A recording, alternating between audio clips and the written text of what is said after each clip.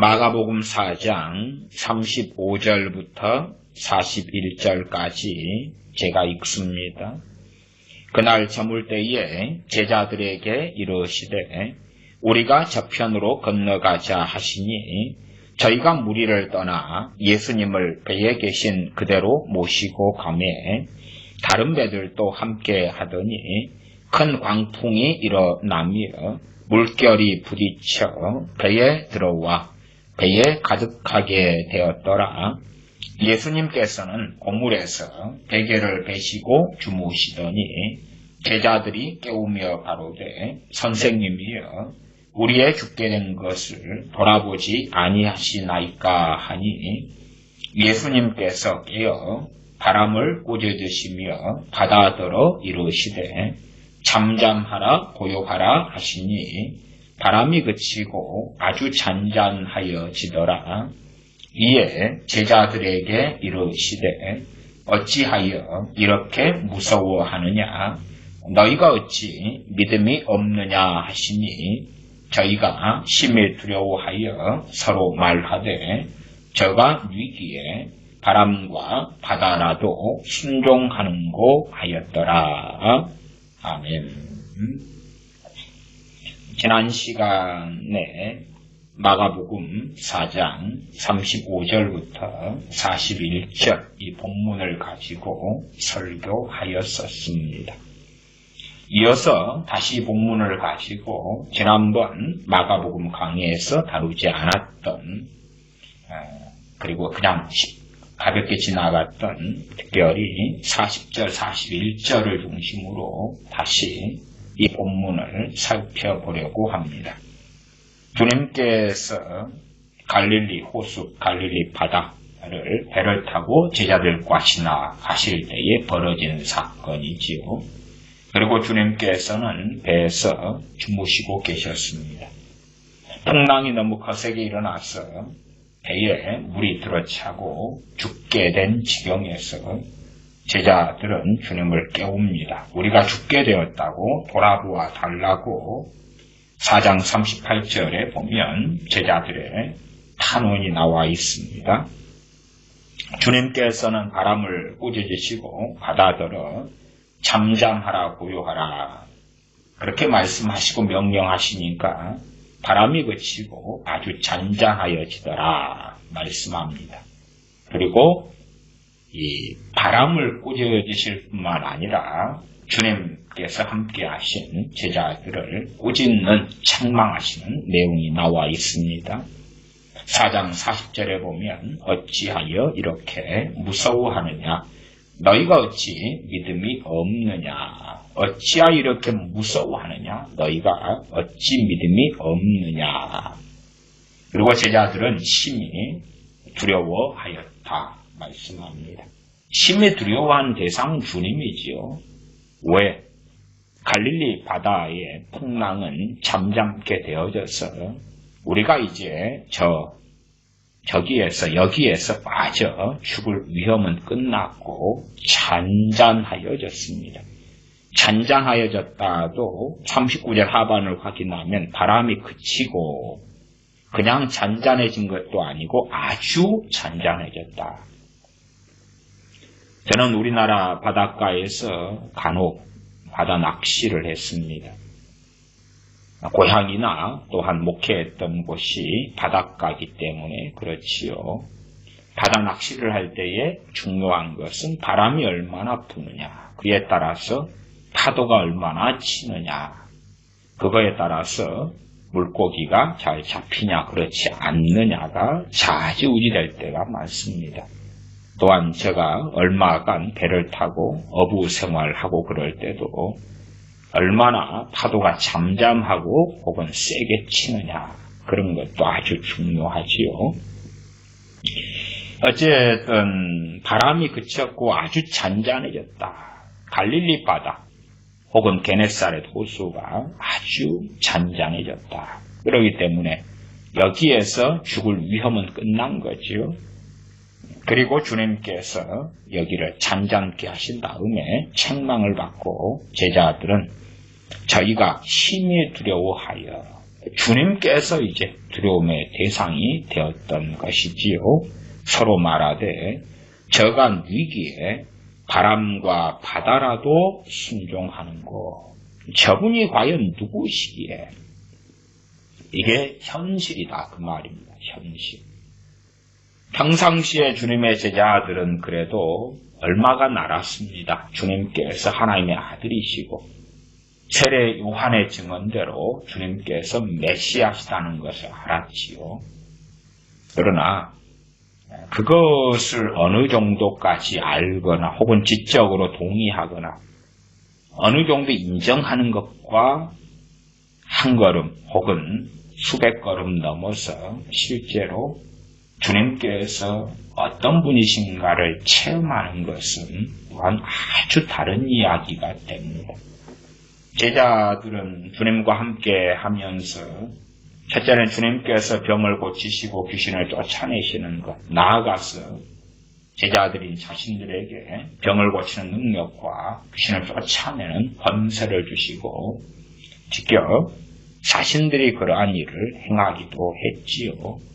그렇게 겪었던 주님, 그때도 아주 대단하고 위대하고 놀라웠을 것입니다.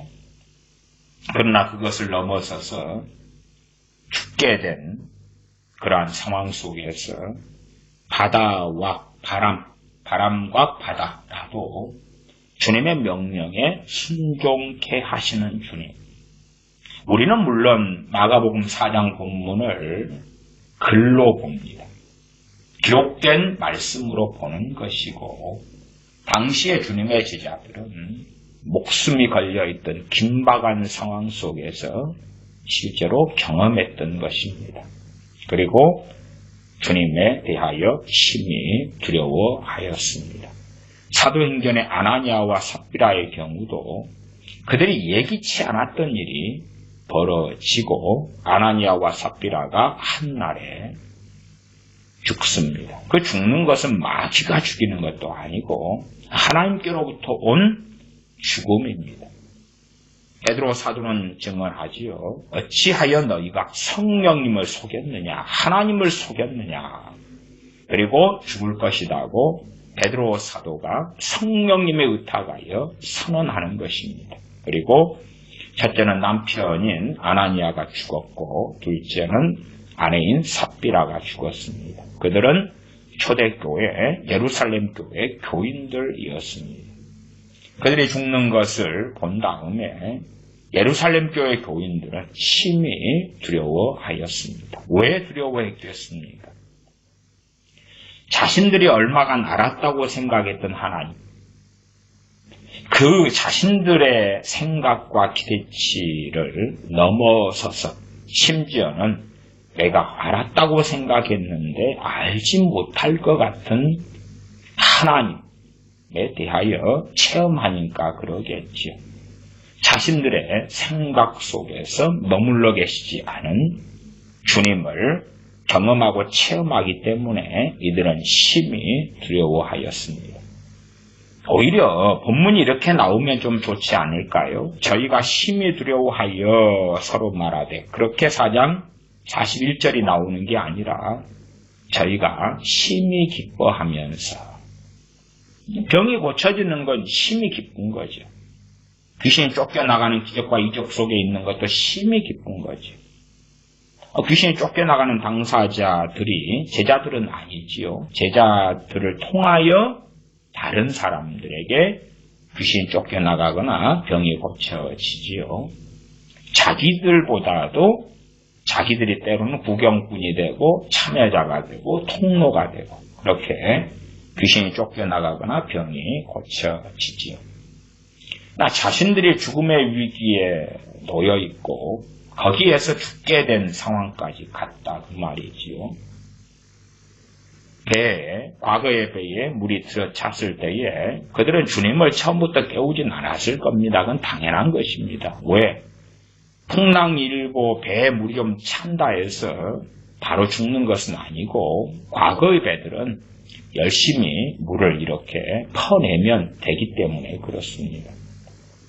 저도 어쩌다가 현지인들의 노젓는 배를 타면 좀 강가나 혹은 호수 좀 깊은 곳에 가면 물이 들어찹니다.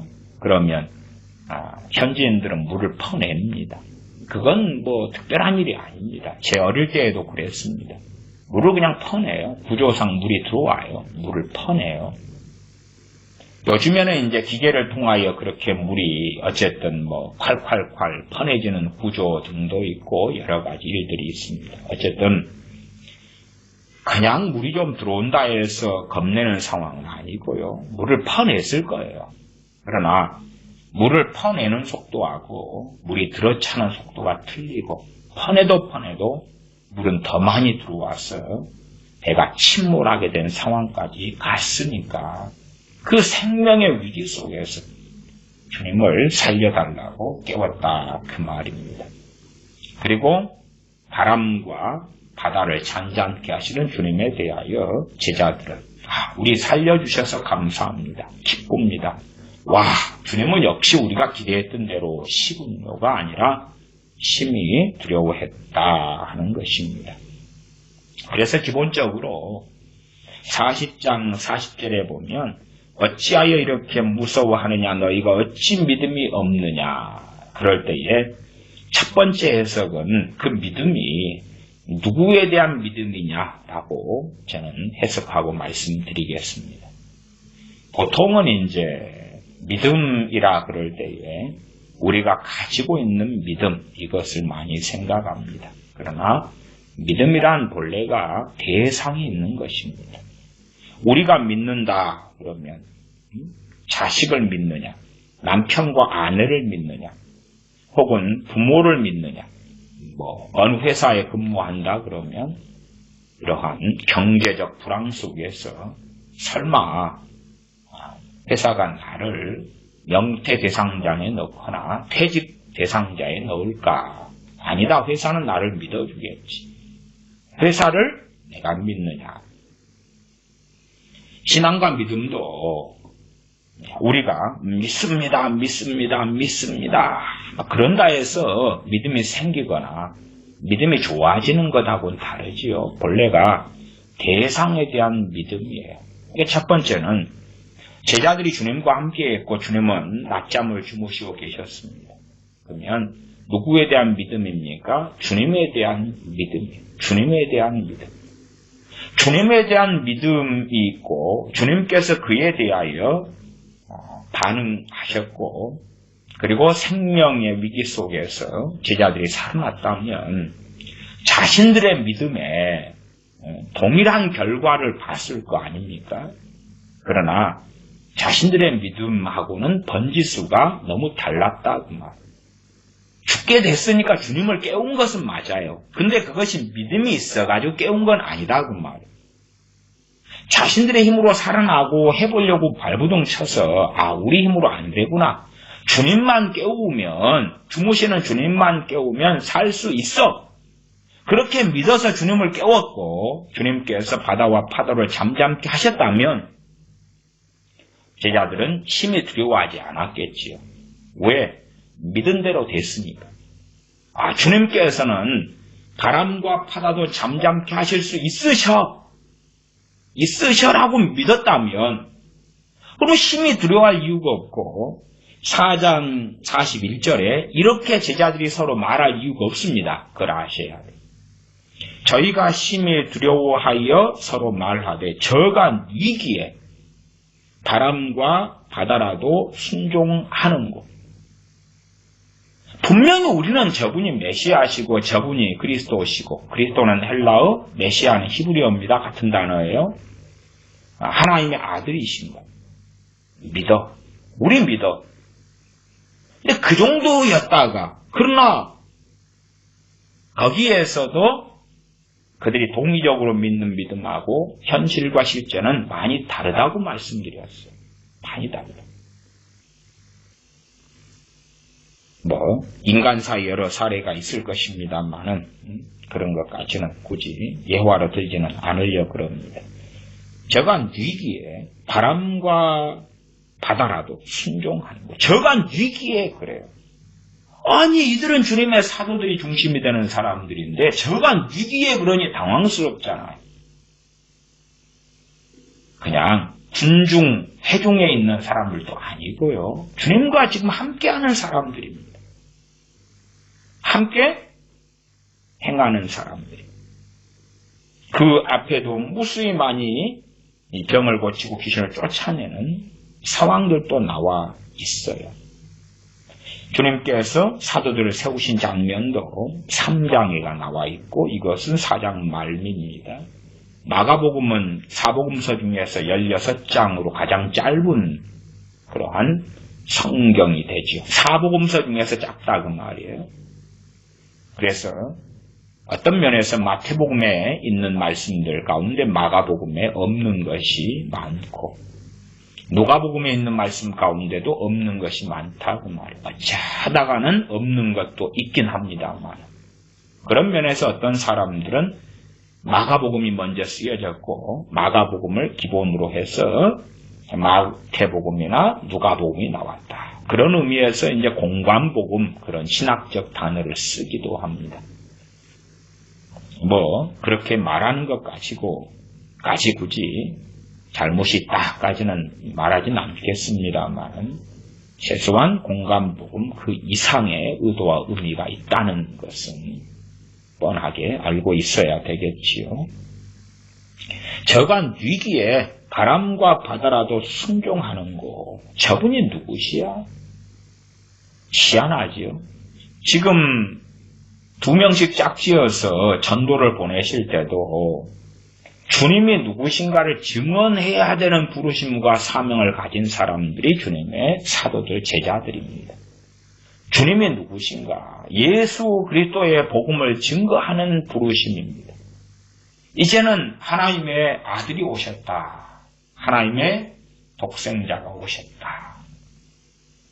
또한 주님을 통하여 어떠한 일이 일어난다.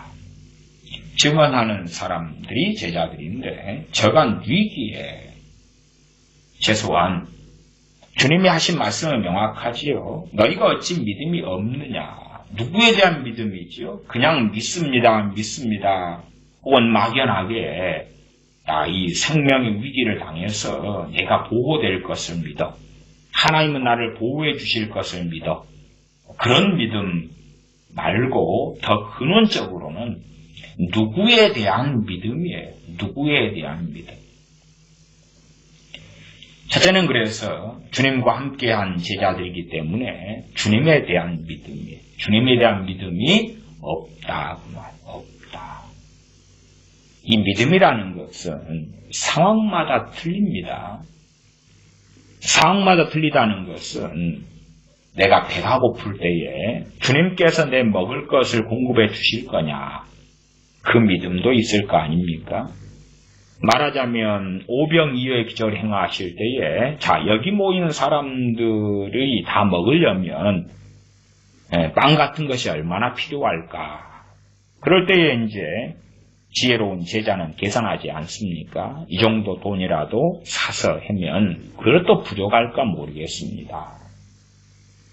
그래서 얼른 각기 다 보내가지고 먹을 것 사 먹게 하시든지 등등.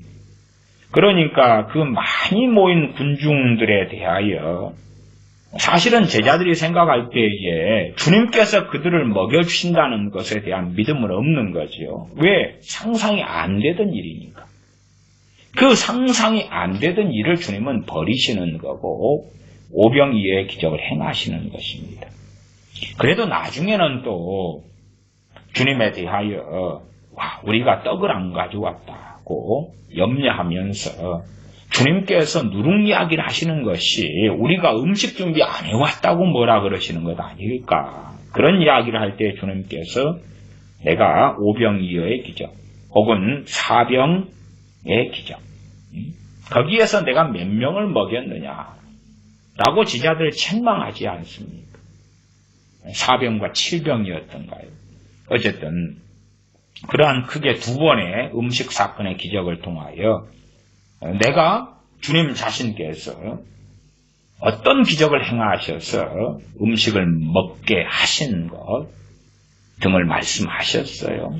다시 말하면 제자들은 그러한 놀라운 오병이어나 7병이어 등의 기적을 경험하는 현장의 증인들이지만 그때는 그때고 다른 때가 되면 믿음이 없다 그 말이에요. 우리가 뭘 경험하고 체험한다 해서 믿음이 생기는 건 아니에요. 믿음이 생겨야지만이 정상인데 그 정상의 길로 가는 사람들이 그리 많지 않다 그 말이에요. 많지 않아요. 뭐 자녀로서 한다면 부모의 사랑을 체험한다고 합시다. 부모의 사랑을 체험하니까 그 부모의 사랑을 믿는 자녀가 있고 그렇지 않은 자녀도 많아요. 부모의 사랑을 10번이고 20번이고 명확하게 체험해도 이 부모 자식 간에 뭐라 그래야 될까요? 신뢰라 그래야 될까요? 그런 것들이 또한 친밀함이라 그래야 될까요? 제대로 구축되지 않는 많은 사람을 보죠. 애굽에서의 하나님, 말하자면 애굽을 구원하시기 위하여 하나님께서 행하신 많은 기적들이 있죠. 애굽에서 노예살이하는 이스라엘 백성을 구원하시기 위하여 그 다음에 광야 때에 하나님께서 행하셨던 많은 기적과 이적이 있어요. 하나님의 돌보아주심이 있다고 말이에요. 물론 이스라엘 사람들이 기대한 것하고는 상당히 다를 때도 많았지만 그럼에도 하나님께서 친밀히 하시고 돌봐주신 기적과 이적들이 많았지요. 그런데 이스라엘 백성이 하나님에 대하여 받아들였고 생각했던 것은 아주 달랐다고 말이에요. 아주 달랐어요. 정상으로 가야 하는 것은 당연한데 그러나 이러한 기적과 이적이나 특별히 주님의 어떤 은혜와 사랑이 있다 그럴 때에 그것에 대한 결과물이 바르게 자동적으로 가는 건 아니다 그 말. 오히려 역행하고 반대로 가는 경우는 우리 인간사에서 오히려 더 흔한 것이 문제다. 이스라엘 역사에서도 마찬가지였고 우리 크리스천들의 신앙과 믿음에서도 마찬가지인 경우가 많았다 그 말입니다. 제자들이 이러한 바람과 바다를 잔잔케 하시는 이 놀라운 일을 목격하면서 믿었던 것대로 일어난 것이 아니었기 때문에 심히 두려워하게 되었다 그 말. 그리고 저분이 누구시기에 바람과 바다라도 순종하는고 하였더라. 그것도 너무 당황스러우니까 서로 말하되 그 말. 혼자 끙끙 앓는 제자들 다수는 그럴 줄 알았어. 주님께서는 바람과 바다라도 잠잠케 하실 수 있는 분이신 줄 알았어. 그런 가운데 도마 같은 제자 한 명이 나는 못 믿었는데 그래서 심히나 주님이 두렵고 무섭다. 그렇게 말 못할 상황이 아니라 서로 간에 다 동의하는 이야기다 그 말이에요. 나도 못 믿었어. 나도. 그런데 우리가 믿고 따르는 메시아 되신 주님께서 저런 분이시기 때문에 너무나 기쁘고 좋다가 아니라 심히 두렵다 그 말이에요. 심히 두렵다. 이 충격적인 사건을 통하여 자신들이 경험하고 살아왔던 주님이 아닌 것이 드러난 사건 중에 하나인 것이 자신들이 생각했던 주님은 이 울타리에 계실 거야. 주님은 이 부분에 계실 거야. 그게 아니었다는 이야기. 제가 이런 마가복음 4장에 풍랑을 잠잠케 하시는 주님, 그런 주님에 대하여 과거에서부터 신앙서적도 많이 쓰여졌고 설교도 아주 많이 되어져 왔습니다. 말하자면 상당히 많은 인기 있는 설교, 은혜로운 설교가 이 마가복음 4장 풍랑을 잠잠케 하시는 주님에 대한 본문에서 나왔습니다. 그리고 많은 사람들이 은혜를 받아왔습니다. 왜? 풍랑을 잠잠케 하시는 것처럼 우리 인생의 풍랑도 잠잠케 해주신다.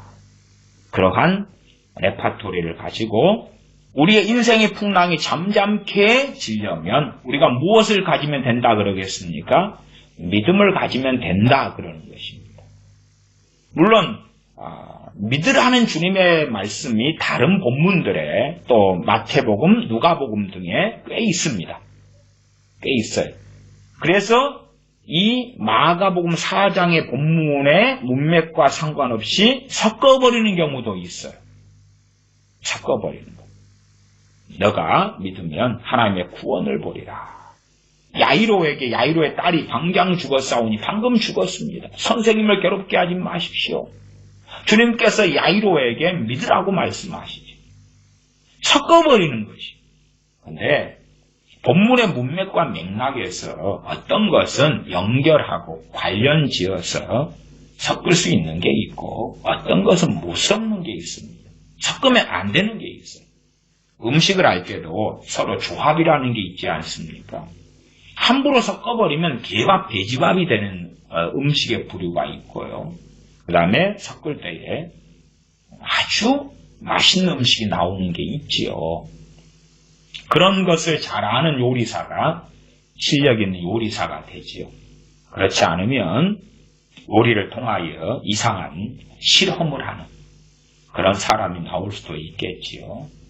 그 요리 재료 또한 요리 종류 등에 맞게 함께 데코레이션하고 함께 연결 지어서 할 만한 그러한 재료, 식자재 혹은 요리들이 있다 그 말이에요. 그러면 여기서는 제자들은 이 풍랑을 잠잠케 하신 주님에 대하여 제자들은 안 믿었어요. 안 믿었는데 기적이 일어났어요. 안 믿었는데 주님께서 바다와 바람을 잠잠케 하셨어요. 안 믿었어요. 그 다음에 어떤 사람들은 그렇게 이야기해요. 안 믿었어도 주님을 깨웠기 때문에 그렇다. 주님을 깨우면 된다고. 자, 그러면 당시에는 성육신 하신 주님께서 사람 몸을 입고 오셔서 직접 몸을 가지고 제자들과 함께 하셨어요. 그리고 주무셨어요. 그러면 우리는 그런 동일한 상황이 있습니까? 없습니까? 없습니다. 없어요. 나아가 육체를 가진 주님을 우리가 함께 있다가 주님이 주무시고 우리가 깨울 수 있는 일이 있느냐? 없어요. 그 다음에 주님은 부활 승천하셨고 그리고 이제 다시금 그 영광을 취하셨어요. 버릴 권세, 취할 권세가 있으신 주님. 그리고 주님은 당연하게 졸지도 주무시지도 않지요. 그러면 과연 우리가 주님을 어떻게 깨우느냐? 그래서 어떤 사람들은 비유를 통해서 기도하면 깨우는 거다. 그런 등등의 말도 하기도 해요. 그러니까 이제 거기에서 별로 답이 없는 그 자신들만의 논리로 들어가 가지고 거기에서 스스로 뭐라 그럴까요? 과거 무당들이 하는, 점쟁이들이 하는 것처럼 매구치고 꽹가리치고 하는 거예요. 답이 없는 이야기에서는 틀린 이야기도 틀린 이야기로 잘 분별되지 않거든요. 소리에 분별이 없어요. 시끄럽게 막 쳐대면, 북이고 창고 꽹가리고 쳐대면. 그래서 그런 속에서는 어리석은 사람들은 들을 때에 맞는 이야기 하는 것 같다. 그럴싸한 이야기 안에 맞겠다. 그렇게 엉뚱하게 성경 본문을 놔두고 자기들만의 이상한 전개 속으로 가는 것입니다. 그러나 최소한 제자들은 믿음이 없는 상황이었다 그 말이에요. 믿음이 없었는데도 무엇이 있습니까? 바람과 바다라도 순종했다 그 말이에요. 그러니까 우리가 이 성경 사복음서 등에서 병이 고쳐지며 치유가 일어나며 귀신이 쫓겨나가는 등등의 상황 속에서도 어떤 사람들에게 믿음을 요구하셨고요. 어떤 사람들에게는 믿음과 상관없는 경우도 많았어요. 그런 것도 아셔야 됩니다.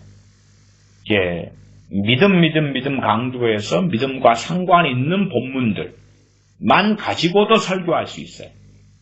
그러나 그것을 확대 과장해서 다른 본문들까지 무너뜨리는 방식으로 해석하거나 가르치면 곤란하다 그 말이에요. 나사렛 동네에서 저들이 믿지 아니함으로 주님께서 아무 권능도 행하실 수 없으셨더라. 그 본문이 있어요. 또한 믿음을 굉장히 강조하시는 많은 본문이 있어요. 그런 가운데 또 특별한 믿음도 있습니다. 특별한 믿음이라는 것은 중풍병자 같은 경우에 중풍병자는 믿음이 없었고 그를 데려온 친구들이 믿음이 있었고 데려온 친구들의 믿음을 주님이 보시고 중풍병자를 고치셨다고 말씀해요. 이건 정말 또 특별한 또 다른 상황이고요. 다음에 많은 경우에는 믿음이 없었던 경우들이 많아요. 다른 말로 하면 불신자들 가운데서 병이 치유되고 고쳐짐으로 그러므로 주님을 믿게 되는 그러한 일들이 많이 있어 왔다. 그 말이에요. 그건 역사적인 이야기들이고 우리가 사도행전을 가고 그래서 빌립 집사님의 사마리아 성의 전도를 통해서도 충분히 유추할 수 있는 일입니다. 순서상 빌립 집사님이 복음을 먼저 증거하고 믿은 사람 한정해서 고쳐주었다. 그런 논리도 쓸 수 있겠습니다만은 그 논리가 완벽하게 맞지는 않겠지요. 오히려 주님의 이름을 전하면서 동시에 병을 고치고 치유하는 일을 함께합니다. 함께하고 어떤 사람은 믿고 난 다음에 병이 고쳐질 사람도 있었을 것이고 어떤 사람은 병이 고쳐지면서 주님을 믿으려 하고 따르려 하고 주님을 위하여 살고자 하는 사람도 있었다. 그 말이에요. 그렇기 때문에 우리가 한 가지의 어떤 이론, 논리 혹은 원리, 신학적 규정 그런 것을 가지고 성경을 뜯어 맞추는 것은 굉장히 위험한 일입니다. 성경 본문마다 상당히 다른 본문과 상반되게 보이는 문맥과 상황이 존재하고 또한 어떤 것은 다른 성경의 본문과 연결되게 보이는 그런 맥락이 존재한다. 그 정도까지만 이야기하겠습니다. 믿음에 대한 이야기를 얼마간 하니까요. 지난 3월 27일에 대하여 TV 조슈아라는 목사님이 애언한 것이 있었지요. 지난 3월 17일 날로 기해서 TV 조슈아라는 그 나이지리아 목사님인가요? 치유사역 하시는 그러한 또 전세계 크루세이드 집회 하시는 한국에도 한 2번 오셨던가요? 그래서 그분이 3월 27일 날로 코로나19 중국 코로나 바이러스가 그친다. 그런 예언을 해드렸습니다. 그러면서 이제 각 사람들이 서로 초청하거나 그분도 우리가 이것을 이 하나님께로부터는 말씀을 믿고 기도하자. 그렇게 했습니다. 그리고 어쨌든 그런 예언을 했는데 그러한 예언이 소위 불발이 되었지.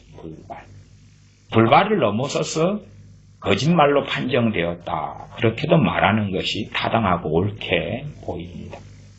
그러한 예언은 고린도전서 14장 등의 예언하고는 다른 예언입니다. 그런 예언은 사실은 틀리면 안 되는 예언이고 틀리면 거짓 선지자가 될 수밖에 없는 예언의 부류가 그런 부류가 되어집니다. 물론 신사도에 속한 사람들이 그러한 예언들을 남발을 하고 틀리는 경우는 무수하게 많지요. 그러나 사람들은 그에 대해서는 꼬투리를 잡지 않습니다. 소위 말하면 A라는 사람이 있다 그러면 그 사람에 대하여 올해에 당신의 삶에 아주 대단하고 아름다운 일이 있을 것이다. 예언을 했어요. 너무 좋지요. 그 다음에 그 올해가 지나간 다음에 아무 일도 없었어요. 그러면 그 신사도구 예언가에 대하여 당신 거짓 선지자다. 그렇게 말하는 사람은 거의 없다 그 말이에요. 그리고 또 올해 그렇게 하기보다도 조만간 그렇게 말을 바꿀 때가 많지요. 소위 예언가들이 상당히 똑똑하기 때문에 그렇지. 내가 조만간이라 그랬지 언제 올해라 그랬느냐. 조만간이라 그랬지 내가 언제 이번 달이라 그랬느냐. 이렇게 바꾸는 경우도 많이 생겨나죠. 무수하게 많은 거짓 예언의 시대에 우리는 살고 있습니다. 또 최근에 유행했던 예언 중에 하나가 며칠 전이지요. 이스라엘의 6월절이 지나면 코로나 바이러스가 이제 수그러들고 그럴 것이다. 그런 예언. 그 다음에 그리 보니까 미국의 상황이 좀 뜯어맞춰지는 것 같이 보였어요. 그러다가 다시 더 훨씬 더 상황이 안 좋아졌지요. 그런 상황이 되니까 이제 그날 정도 이스라엘이 6월절을 기점으로 해서 중국 코로나 바이러스가 수그러들 것이다. 이렇게 한참 며칠 전부터 막 예언하고 또 그러한 자료가 퍼튀어 나가고 저도 몇 건을 보았습니다. 그 다음에 심지어는 이제 미국에 있는 한인 유명한 의사분도 또 크리스천이신가 그 이야기를 하시더라고요. 제가 그 의사분의 그런 유튜브를 듣는데 그분도 자 며칠 전에 자 이제 오늘이 6월절이고요. 그리고 6월절 지나면 수그러든다 했는데 지금 미국 상황이 수그러드는 걸로 보입니다. 그랬는데 그 다음 날부터 상황이 또 달라졌지요. 그래서 그러한 것에 우리는 연호하고 환호하면서 뜯어붙이기를 좋아합니다. 그러나 TV 조슈아라는 목사님의 예언도 거짓 예언. 6월절이 지나면 수그러들 것이다. 거짓 예언. 다 판명나고 말하지. 그런 것들은 앞으로 더 많아질 것입니다. 왜냐하면 어려움과 고통이 심할수록 거짓 예언자들도 더 훨씬 많아지기 때문에 그렇습니다. TV 조슈아라는 목사님이 그렇다 해서 저는 극단적인 거짓 예언자다까지는 말씀 안 드립니다. 그분의 치유사역에 상당히 신뢰성을 저는 두어왔기 때문에 그렇습니다. 그럼에도 불구하고 그런 큰 잘못을 범한다는 것은 공개적 사과, 공개적 잘못의 시인이 아니고서는 하나님의 이름의 영광이 상당히 가려지고 또한 그러한 지혜 없는 그 삶, 또한 그런 애언의 방식, 양상들에 있어서는 문제가 심각해질 수 있다. 최소한 주님의 이름으로 할 때에 그에 대해서 책임을 지는 최소한의 자세가 크리스천의 기본적인 자세가 되겠지요. 어쨌든 시대의 이슈에 맞게 이런저런 예언을 하는 것은 사람들을 끌어모으고 인기를 충분히 끌 수 있는 그런 이슈가 되고 사람들은 이 중국 코로나 바이러스 나아가 경제적인 심각한 상황들이 겹쳐가면서 그러면서 뭔가의 애연, 뭔가의 지푸라기라도 잡고 싶은 그러한 심정이 존재하지요. 그러면 그에 대해서 이제 믿는다. 그랬을 때에 이루어졌을 것이냐. 유대인의 6월절이 되면 코로나 바이러스가 수그러질 것이다.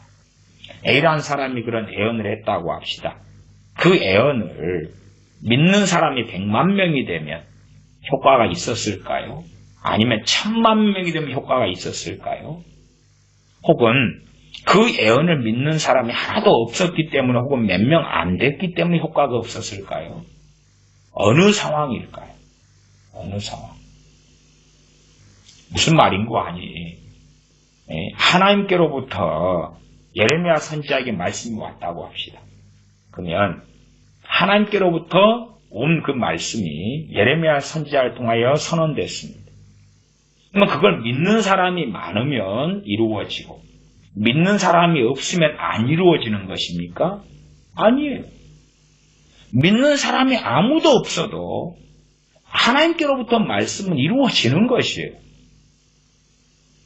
그래서 최소한 우리가 어떤 예언자가 예언을 하는데 자, 우리가 이런 예언이 나왔기 때문에 믿음으로 받아들입시다. 믿고 이루어지도록 기도합시다. 그런 말이 나오면 의심을 해야 되는 게 맞아요.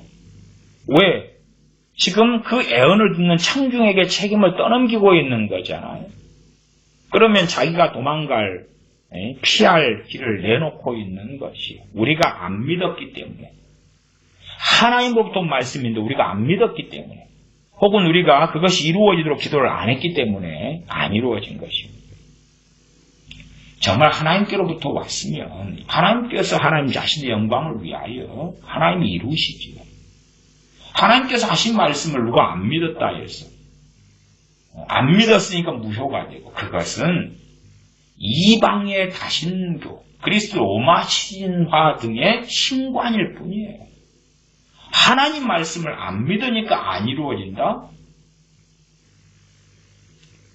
제가 지금 각기 다른 말씀이에요. 다른 말씀. 말하자면 성경에 있는 하나님 말씀을 내가 믿으면 내게는 이루어지죠. 내가 안 믿으면 안 이루어지고. 그래요, 내게는. 그러나 이제 이 세상에 대한 하나님의 애언이 있고 말씀이 있다 하면 그것하고는 또 다른 상황이다. 그 말. 또 다른 상황. 하나님의 말씀에 대하여 믿는 자들에게는 그 열매가 나타나지. 믿는 자들에게. 그러나 생각해 보십시오.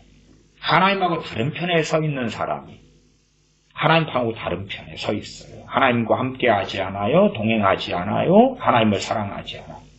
그런데 하나님께로부터는 좋은 것을 누리고 싶어요. 그렇기 때문에 나 이러이러한 성경에 있는 이런 구절들은 난 믿습니다. 믿어요. 그러면 정말 그것이 믿는 것이고 이루어진 것이겠냐 그 말이에요. 그러니까 믿음은 크게 두 가지 방향성을 가집니다. 첫 번째 방향성은 믿음의 대상이에요. 대상은 당연히 첫째 우리 주님이시죠. 주님. 또 나아가서 아버지 하나님, 성령 하나님, 삼위일체 하나님이시지.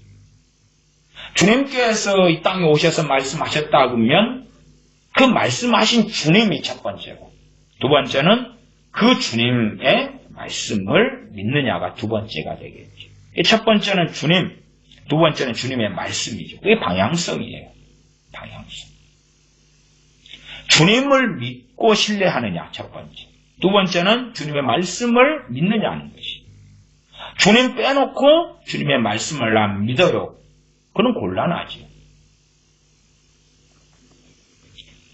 A란 사람이, A란 학교 선생님이 자기 반 아이들에게 약속을 했다고 합시다.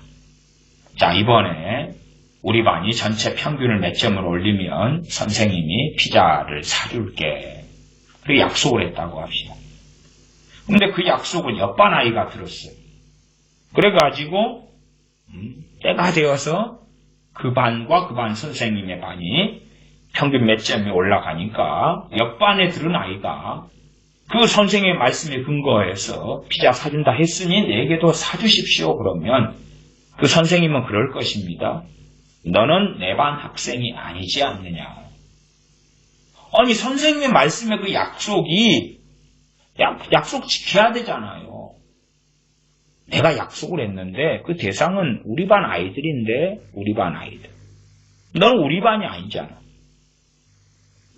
그래서 첫째는 주님의 말씀 이전에 주님이시다 그 말이에요. 주님과 그 약속을 듣는 당사자들의 문제예요.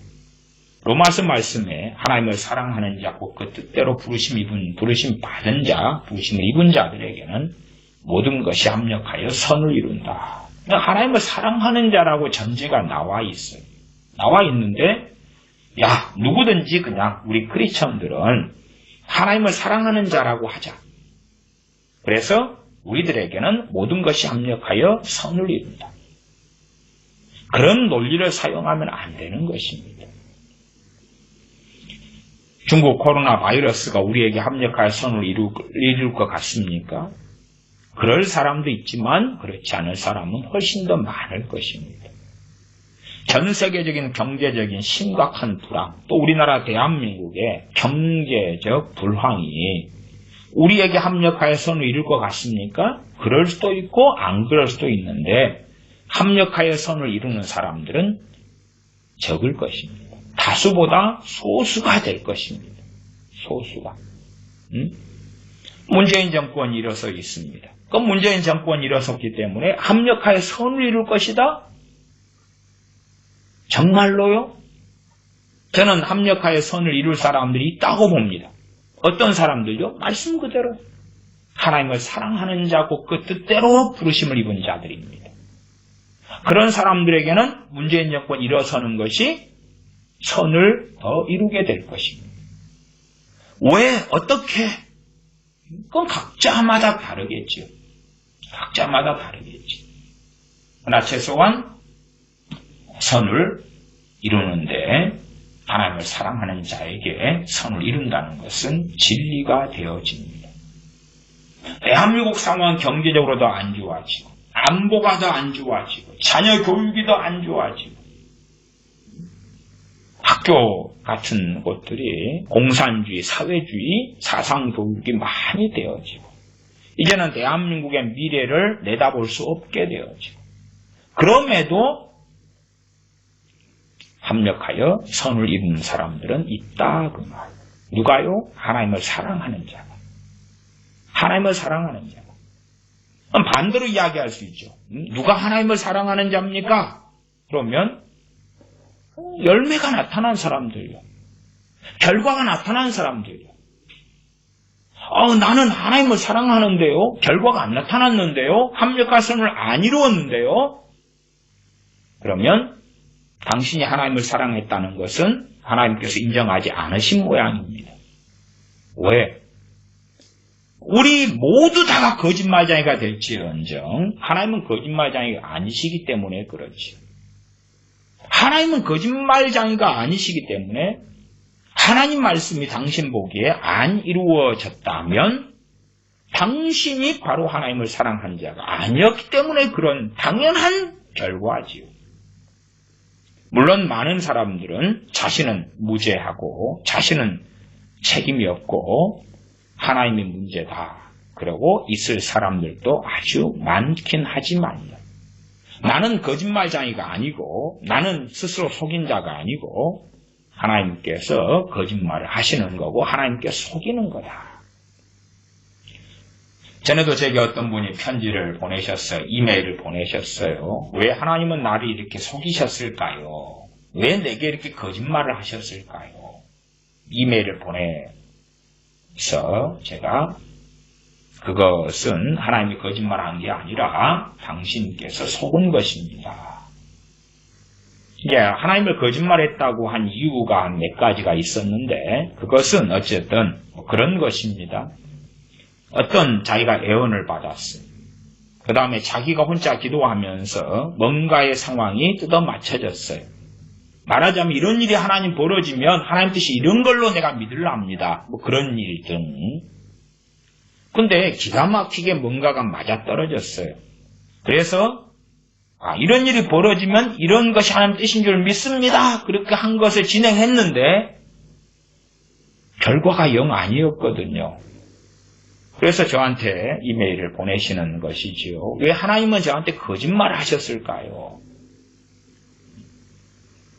당신께서 혼자 북치고 장구치신 것입니다. 그런 이야기를 하니까 받아들이기 어려운데요. 인정하기 어려운데요. 말하자면 나는 하나님께서 거짓말쟁이라는 것에도 확신이 가요. 왜? 나는 틀리지 않았습니까? 아니, 하나님 섬기고 믿는다 그러면 하나님이 틀리지 않았다는 것에서 출발해야지 맞는데 그분은 원망하고 하소연하기를 하나님은 왜 나 같은 보잘것없는 것에게 약속을 안 지키시고 거짓말 하셨을까요? 나 같은 것한테 왜 하나님은 그 능력 있으신 분, 세상의 모든 돈이 하나님 것인 그분께서 내게 거짓말 하셨을까요? 그러니까 어떤 분은 예를 들어서 빚이 많다고 합시다. 빚이 많다고 합시다. 근데 이제 그 빚이 이제 이번 달 안에 다 갚아지기를 기도하는 거예요. 물론 돈 나올 곳은 없어요. 적금이라도 넣어가지고 이번 달에 그 적금이 나오는 것이 아니라 그냥 빚을 잔뜩 졌는데 이번 달 안에 빚이 갚아지기를 원해요. 그 다음에 이제 하나님, 이런 일이 지금 벌어지면 이번 달 안에 하나님이 갚아준다고 내가 믿을게요. 그 하나님의 음성이라고 동의하고 인정할게요. 근데 그 일이 벌어진 거예요. 소위 누가 붕어빵을 오늘 저녁에 사오면 내가 지금 이번 달 안에 내 빚이 다 갚아지기를 기도하고 있는 것에 대하여 하나님의 뜻이라고 확증하는 사인으로 받을게요. 근데 누가 붕어빵을 사오는 거야. 하나님 뜻이. 나 지금 초코파이 먹고 싶은데 누가 초코파이를 사오면 이것이 하나님 뜻이라고 믿을게요. 그럼 누가 초코파이를 사오는 거예요. 와, 역시 하나님 뜻이구나. 두 번, 세 번 확증을 해주시는구나. 근데 그날이 다 끝났는데 빚이 다 안 갚아지는 거예요. 그러니까 목사님, 왜 하나님은 저한테 거짓말 하실까요? 그런 스토리와 시리즈들이 많습니다. 하나님이 거짓말한 거 아닙니다. 혼자 그냥 북치고 장구 치는 거예요. 혼자 자기 스스로 확신하고 소설 쓰고 그 가운데 자기 스스로 믿으려고 애를 쓰는 거예요. 믿으려고 애를 쓰는 거예요. 그러니까 한편으로는 자기도 거짓말장이가 아니고 하나님도 거짓말장이가 아니다는 무슨 답을 듣고 싶은 사람들도 좀 있을 거라고 생각해요. 말하자면 하나님은 당신에게 그렇게 약속하셨고 그것이 이루어질 뻔했는데 당신의 믿음이 한 끗 차이로 떨어졌다고 하는 등, 혹은 당신의 기도가 2%가 부족했다고. 그래서 전에 2% 이런 음료수 나오잖아요. 2%가 부족했다. 당신의 기도가, 당신의 믿음이 98%까지는 찼는데 그 믿음과 기도가 2%만 더 찼으면 될 뻔했는데 그게 안타깝다. 그래서 간혹 애언을 남발하는 애언자들이 쓰는 핑계, 애언이 이루어지지 않은 다음에 쓴 핑계 중에 일반적으로 레퍼토리에 들어가는 것이 그런 거더라고요. 그 애언이 이루어질 뻔했는데 당신의 믿음이 2%가 미달됐다. 당신의 기도 생활이 얼마가 부족했다. 당신의 희생과 섬김이 얼마가 부족했다. 그런 레퍼토리를 쓰면 서로 위안이 되고 좋은 것 같아요. 그 다음에는 또 새로운 애언을 돈 받고 팔기도 하지요. 그러면 그 새로운 애언에서 내가 2%가 부족했으니까 2%를 채워가지고 그 새로운 황홀한 그 황금 만능의 일확천금의 애언이 성취되기를 내가 바라야지. 그런 사람들이 많더라. 그 말입니다. 정말 믿음이 쓰여야 될 바른 위치와 자리가 있어요. 그러나 주님 빼고 성경의 바른 해석 빼고 내 편의적으로 믿습니다는 아니다. 그 말이에요. 주님께서 왜 너희가 믿음이 없느냐고 책망하셨지만 그러나 그 믿음을 가지고 있다 해서 당시 2000년 전 살던 사람이 지금 우리가 사는 것만큼 누리는 일이 벌어지는 건 아니잖아. 그 믿음이 있다 해서 그들이 배를 타고 건너편에 도착하니까 파라다이스와 낙원이 믿음이 있으니까 펼쳐지고 그건 아니단 말이에요. 이 시대의 믿음이라는 것은 낙원, 파라다이스, 복지, 성공, 문제 해결을 위한 믿음에 치중되어 있는 경우가 아주 많아요. 다시 말하면 주님과의 바른 관계, 주님을 바르게 믿고 섬기는 것, 주님을 신뢰하고 믿는 것, 근원적인 거죠. 주님을 신뢰하고 믿는 것. 사실은 주님과 함께 배어있던 제자들은 그걸 못했어요. 그걸 안 했어요. 주님을 신뢰하고 믿는 것 안 했어요. 주님의 말씀을 듣고 하더라도 자기들의 계산과 이해 속에서 주님을 믿어왔어요. 그러다가 갈릴리 바다에서 풍랑 만나 죽게 되었을 때에 주님을 깨우지만은 그러나 지푸라기 잡는 심정으로 그런 거지. 주님께서 바다와 파도를 잠잠케 하시니까, 바람과 바다를 잠잠케 하시니까 저가 왜 그러시느냐고 얼마나 당황하고 놀랍고 그걸 넘어서서 심히 두려워하는 일이 벌어지고야 말이지. 주님과 함께했던 사도들, 제자들도 주님을 다 이해하지 못했는데 우리가 어떻게 주님을 쉽게 다 안다고 생각하냐 그 말이에요. 말씀을 끊임없이 벗어나서 자기들의 이해 속에서 주님을 압니다, 믿습니다 사용하려 하지만 그러지 말고 재미없고 지루하고 고루하고 답답하고 당장 돈이 나오지 않고 한다 할지라도 말씀으로 돌아가서 말씀에서 본래 하시는 의미가 무엇인가, 문맥적으로 이 말씀이 뭘 의미하는가, 여기에서 믿음은 뭘 말씀하시는 것인가, 말씀의 본래적 의미가 무엇인가, 그렇게 살피고 그 속에서 살아가야 됩니다. 이 땅에서 우리가 더 잘 먹고 잘 마시고 더 가지면 좋지요. 좋지요. 그렇다 해서 주님 앞에 섰을 때 그것이 영광이 되지는 못합니다. 반대로 이 땅에서 좀 헐벗고 가난할 수 있지요. 그렇다 해서 주님 앞에 섰을 때 수치가 되지는 않습니다. 우리가 주님을 어떻게 믿었느냐고, 나아가 이 주님의 말씀을 어떻게, 주님을 믿는 가운데 주님의 말씀을 어떻게 붙잡았느냐는 것입니다. 그것이 우리가 주님 앞에 섰을 때에 중요한 일이 되어집니다. 기도하겠습니다.